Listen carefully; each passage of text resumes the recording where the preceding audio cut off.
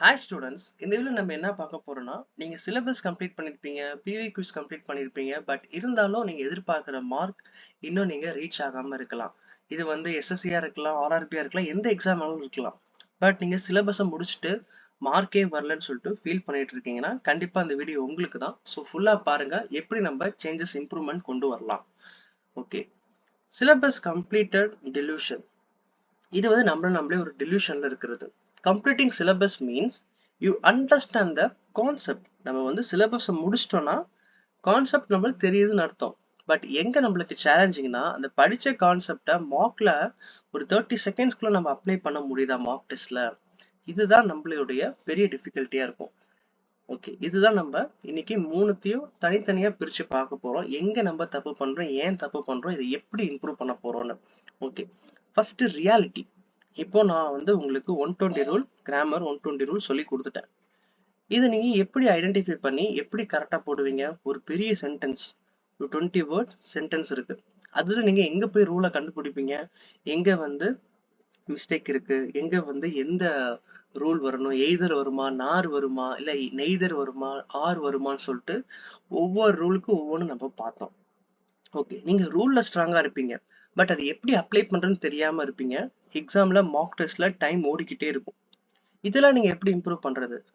Sentence improvement சொல்லிட்டு நம்ம பார்க்கணும். Error spotting.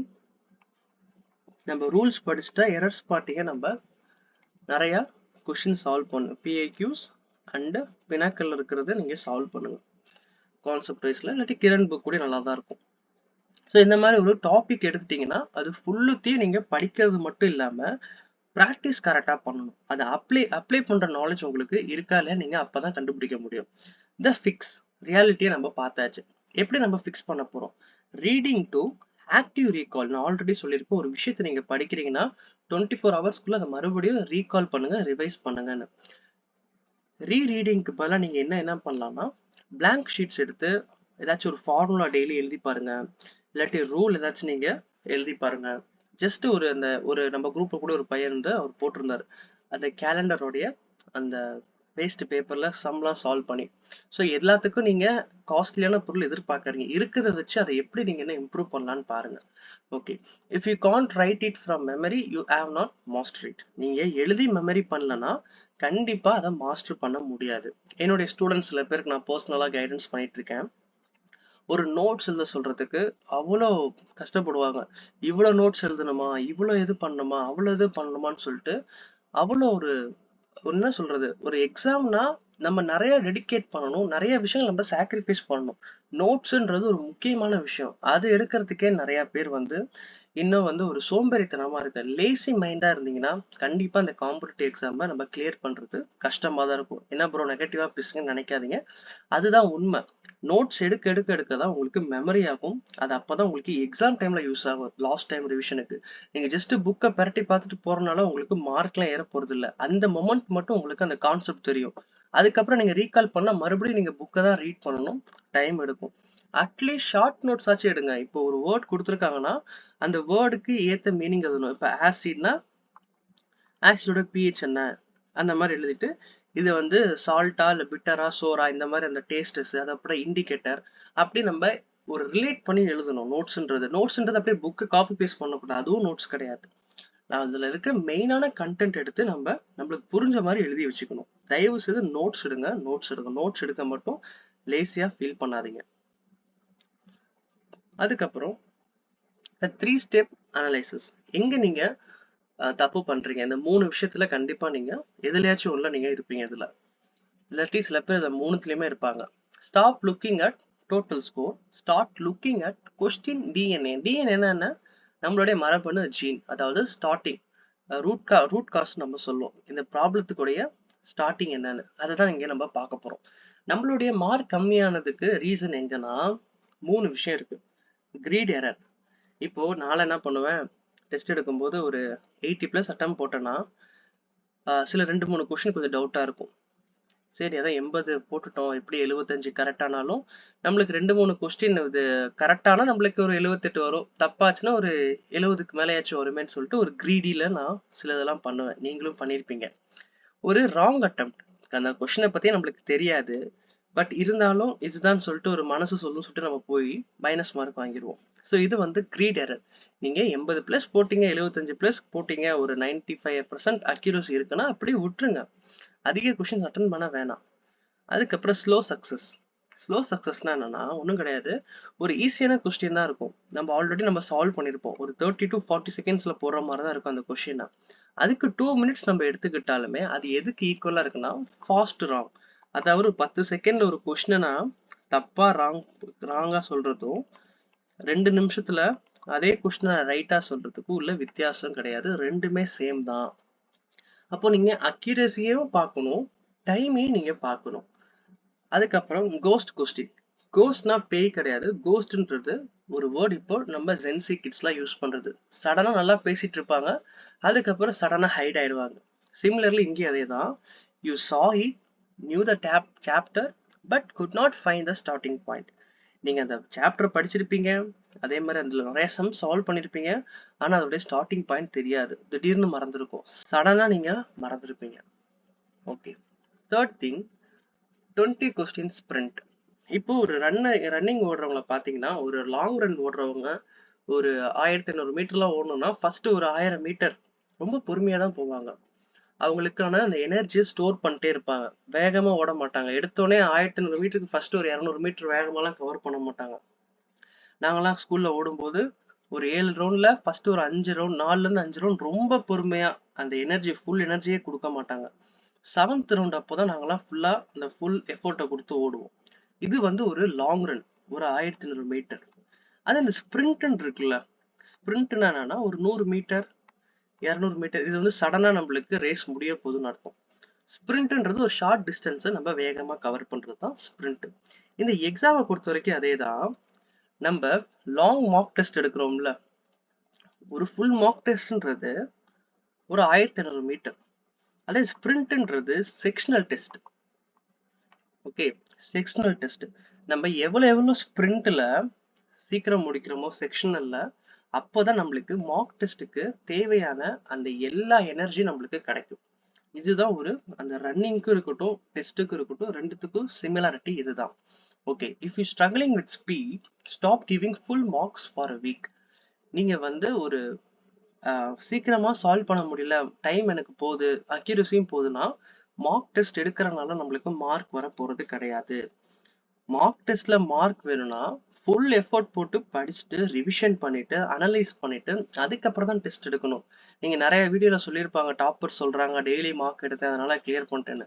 அவங்க டெய்லி ஏன் மார்க் எடுத்தாங்கன்னா அவங்க படிச்சாங்க, ரிவிஷன் பண்ணாங்க, மார்க் முடிச்சதுக்கு அப்புறம் அவங்களுடைய மிஸ்டேக்ஸ் எல்லாம் ஃபைண்ட் அவுட் பண்ணாங்க. பட் நம்ம அப்படி கிடையாது. நம்ம என்ன பண்ணுவோம், படிப்போம், உடனே டெஸ்ட் எடுப்போம், டெஸ்ட் எடுத்துட்டு ஒரு மார்க் வரலன்னா அப்படியே அனலைஸ் பண்ணாம தூக்கி போட்டு போயிடுவோம். மறுபடியும் அடுத்த நாள் அதே சைக்கிள், அப்படியே ரொட்டேஷன்ல இருக்க இருக்க இருக்க ப்ராக்ரஸே அங்க இருக்காது. கடைசியில வந்து 0ன்னு ஆகி அப்புறம் நீங்க உங்களை நீங்களே செல்ஃப் டவுட்டுக்கு வந்துருவீங்க.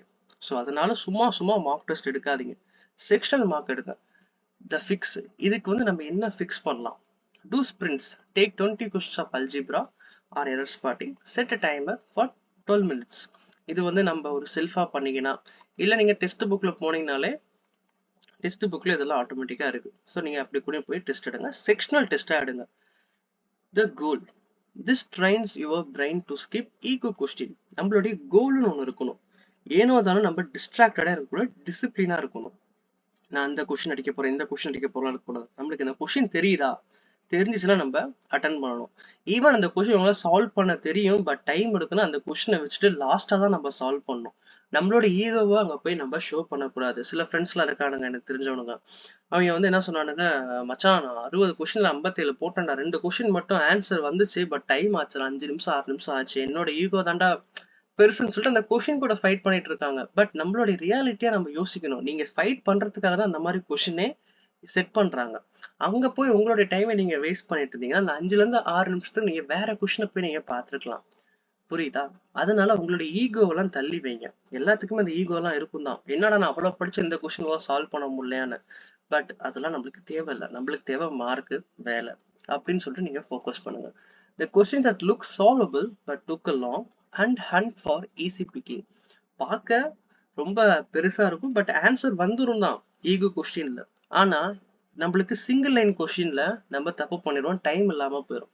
அதனால வைஸா சூஸ் பண்ணுங்க. 20 கொஸ்டின்ல 17 செக்ஷன்ல 17 பிளஸ் வந்தாலே குட் தான். 3 கொஸ்டின் வந்து மேபி நீங்க அந்த லாங் கொஸ்டினா இருக்கலாம், இல்லாட்டி நீங்க ஏதாச்சும் தப்பு பண்ணலாம். அட்லீஸ்ட் ஒரு 15க்கு மேலேயாச்சும் நீங்க எடுக்க பாருங்க, ஒரு 20க்கு ஸ்டார்டிங் டைம்ல.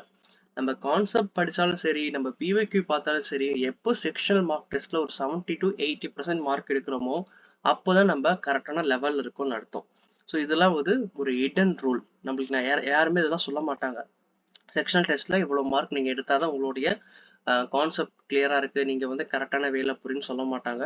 ஏன்னா வந்து நிறைய பேருக்கு இந்த விஷயம் இன்டெப்தா அனலைஸ் பண்ண முடியாது. நீங்களே பாருங்க, ஒரு செக்ஷனல் டெஸ்ட்ல 20க்கு 20 ஒரு டெஸ்ட்ல நீங்க எடுப்பீங்க, இன்னொரு டெஸ்ட்ல 20க்கு 5 6 தான் எடுப்பீங்க. ஏன்னா கன்சிஸ்டன்சி லேக் ஆகும். இப்போ நான் வந்து எனக்கு டிக்னாமெட்ரி ஒரு டெஸ்ட் எழுதும் போது 10 out of 10 எடுத்தேன். அதே டிக்னாமெட்ரி வேற கான்செப்ட் எழுதும் போது 10 out of 6 எடுத்தேன். ரீசன் என்னன்னா, என்னால வந்து அந்த கான்செப்ட்ல நல்லா மார்க் எடுக்க முடிஞ்சிச்சு, இந்த கான்செப்ட்ல என்னால எடுக்க முடியல. அப்போ நம்மளுடைய லேகிங் எங்க இருக்கு? டிபெண்ட் அப்பான் கான்செப்ட் அண்ட் அதோடைய மெத்தட். அதனாலதான் நான் சொல்றேன், எல்லா மெத்தடையும் எல்லா கான்செப்டையும் ஒரு நோட்ல எழுதி வச்சுட்டு நீங்க சால்வ் பண்ணுங்க. Okay. Fourth one, revision to mark ratio. இப்போ இருக்கிற நம்மளுடைய ஸ்டூடெண்ட்ஸ் எல்லாருமே முக்காவாசி பேர் 90% மார்க் டெஸ்ட்ல டைம் இது பண்றது, புது புது மார்க் டெஸ்ட்ல 10% தான் ரிவிஷன். பட் இது வந்து ரொம்ப தப்பு. 10% தான் நீங்க மார்க்குக்கு போகணும், 90% தான் நீங்க ரிவிஷன் பண்ணணும். ஏன்னா உங்களுக்கு எக்ஸாம்ல மார்க் டெஸ்ட்ல இருக்க கொஸ்டின்ஸ் அப்படியே வரப்போறது கிடையாது. உங்களுக்கு அந்த மெத்தட்லாம் நல்லா வரும், பட் இருந்தாலும் நீங்க எவ்வளவு ரிவிஷன் பண்றீங்களோ அதுதான் முக்கியம். Follow 1:2 rule. 1 மணி நேரம் நீங்க மார்க்குக்கு ஸ்பெண்ட் பண்ணீங்கன்னா 2 மணி நேரம் மிஸ்டேக் நோட் புக்கை நீங்க அனலைஸ் பண்ணணும். எங்கே தப்பு பண்ணியிருக்கோம், ஏன் தப்பு பண்ணியிருக்கணும், ஜஸ்ட் ஆன்சர் மட்டும் நீங்க எழுதக்கூடாது. கால்குலேஷன் எரரா, இல்லாச்சும் ரூல் எதுவும் நம்ம மிஸ்டேக் பண்ணிட்டோமா, எதுவும் ஷார்ட் ட்ரிக் இருக்கா, டைம்ல எதுவும் நம்ம மிஸ் பண்ணிட்டோமோன்னு சொல்லிட்டு ஒவ்வொன்றா நீங்க ஃபைண்ட் அவுட் பண்ணி எழுதுதான் உங்களுடைய இம்ப்ரூவ்மெண்ட் தெரியும். ஒரு ப்ராடக்ட் கம்பெனி என்ன தெரியுமா பண்ணுவாங்க, அவங்க ப்ராடக்ட் ஏன் சேல் ஆகுது, ஏன் வந்து சேல் ஆகுது, ஏன் சேல் ஆகல, இந்த 2 விஷயத்தையும் அவங்க ஃபைண்ட் பண்ணுவாங்க. சேல் ஆகலைன்னா நம்ம எங்க தப்பு பண்ணோம், எந்த இடத்துல நம்ம மிஸ்டேக் பண்ணோம்னு சொல்லிட்டு அதை வந்து ரெடி பண்ணிட்டு மறுபடியும் சேல் பண்ண வருவாங்க. சேல் பண்ணிட்டு மறுபடியும் சேல் இன்க்ரீஸ் ஆச்சுன்னா எதனால சேல் நம்மளுக்கு இன்க்ரீஸ் ஆச்சு, அப்போ என்ன ஃபேக்டர்னு சொல்லிட்டு அனலைஸ் பண்ணுவாங்க. சிம்பிளா இதே தான் நம்மளுடைய லைஃப்லயும் இருக்கட்டும், நம்மளுடைய எக்ஸாம்லயும் இருக்கட்டும். ஏன் நம்மளுக்கு மார்க் வரல, மார்க் வரணும்னு நம்ம என்ன பண்ணணும் இதுல பார்க்க போறோம். Current status, high accuracy, low speed. இந்த மாதிரி கொஸ்டினுக்கு ரீசன் என்னன்னா, நம்மளுக்கு அக்யூரசி நிறைய வந்துடும், lack of short tricks. Short tricks இல்லாம ஸ்பீட் ரொம்ப கம்மியா நம்ம யூஸ் பண்ணியிருப்போம். அதே மாதிரி அக்யூரசி கரெக்டா இருக்கும். நான் சொன்னல 1-2 நிமிஷம் எடுக்கிற சம்ஸ்க்கு. ஸோ அப்போ நம்ம என்ன பண்ணோம், learn option elimination method and digital sum. இந்த மாதிரி கான்செப்ட்லாம் நீங்க கத்துக்கணும். ஓகே. அதுக்கப்புறம் ஹை ஸ்பீட், லோ அக்யூரசி. வேகமா சால்வ் பண்றீங்க ஓவர் கான்ஃபிடன்ஸ்ல, பட் கரெக்டா போறது இல்ல. இதுக்கு ரீசன் என்னன்னா, silly mistake, over confidence. Slow down the during reading phase of the question. கொஸ்டினை வந்து கொஞ்சம் பொறுமையா படிங்க, அவசரப்பட்டு டிக் போட்டீங்கன்னா தப்பா போயிடும். ஸோ அதனால பார்த்து சூஸ் பண்ணுங்க. அதே மாதிரி ஃப்ளக்சுவேட்டிங் ஸ்கோர்ஸ் வந்து மாறி மாறி வரதுக்கு reason weak foundation. Your patches of the knowledge, revisit the basics of your lower scoring topic. எந்த டாபிக்ல லோவா மார்க் வாங்குறீங்களோ அந்த டாபிக்கை அகைன் அண்ட் அகைன் போய் நீங்க ரிவிஷன் பண்ணுங்க. அப்பதான் உங்களால இது பண்ண முடியும். அதே மாதிரி சில பேருக்கு நிறைய மார்க் டெஸ்ட் அனலைஸ் பண்ண தெரியலன்றீங்க. ஸோ நான் பிளான் பண்ணேன், அதுக்கு ஒரு தனியா ஒரு டாபிக் நான் இங்க ரெடி பண்ணியிருக்கேன், மார்க் அனலைசிஸ்னு. இதை கிளிக் பண்ணி ஜாயின் பண்ணிக்கோங்க. அதே மாதிரி உங்களுக்கு CGL, NTPC, group D, ALP, so இந்த மாதிரி எக்ஸாம்க்கு எல்லாமே நம்ம கைடன்ஸ் கொடுத்துட்டு இருக்கோம். இதுல ஜாயின் பண்ணிக்கோங்க. நோட்ஸ் வேணா இந்த சேனல் ஜாயின் பண்ணிக்கோங்க. வேற ஏதாவது டவுட் இருந்தா கீழே கமெண்ட் பண்ணுங்க. வேற ஏதாச்சும் உங்களுக்கு கொரிஸ் இருந்தா நீங்க அதில் கேளுங்க. தேங்க்யூ.